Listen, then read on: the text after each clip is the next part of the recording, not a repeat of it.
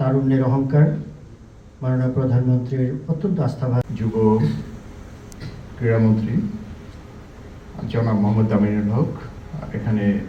আজকের এই কর্মশালার উদ্বোধনী অনুষ্ঠানের মাননীয় প্রধান অতিথি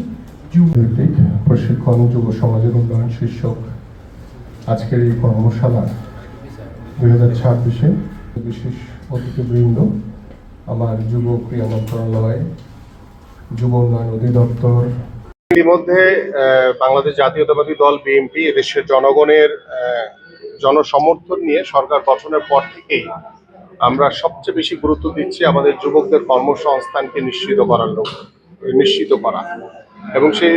কর্মসংস্থান নিশ্চিত করার লক্ষ্য নিয়ে কিন্তু ইতিমধ্যে আমাদের বিভিন্নভাবে আমাদের যুব মন্ত্রণালয়ের পক্ষ থেকে আমরা সারা বাংলাদেশে ইতিমধ্যে 64টি জেলায় ফ্রিল্যান্সিং এর যে কার্যক্রম আমরা ইতিমধ্যে উদ্বোধন করেছি। আমাদের আরো বেশ কিছু কর্ম পরিকল্পনা রয়েছে এবং আপনারা জানেন যে সারা বাংলাদেশে আমাদের জেলা উপজেলায় বিভিন্ন প্রশিক্ষণের মাধ্যমে কিভাবে আমরা শিক্ষিত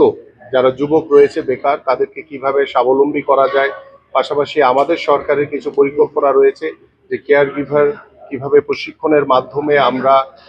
দেশে এবং বিদেশে আমাদের যুবকদেরকে কর্মসংস্থার ব্যবস্থা করে দিতে পারি, কিভাবে মোবাইল সার্ভিসিং এর প্রশিক্ষণের মাধ্যমে আমাদের যুবকদেরকে আমরা কর্মসংস্থানের ব্যবস্থা করে দিতে পারি। পাশাপাশি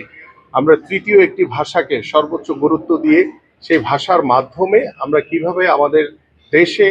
প্রশিক্ষিত হয়ে যারা বিদেশে বিভিন্ন কর্মসংস্থানের জন্য যায় তাদের সেই ভাষা প্রশিক্ষণ যদি আমরা আগে থেকে দিয়ে দিতে পারি তাহলে তারা তাদের যে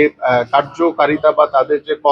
যে জায়গাটি সেটা তারা খুব সহজভাবে তারা সেখানে কাজ করতে পারে। তো সবকিছু মিলিয়ে আমাদের যুবকদের কর্মসংস্থান এবং যুবকদেরকে স্বাবলম্বী করা এবং যুবকদেরকে বিভিন্ন খেলাধুলা থেকে শুরু করে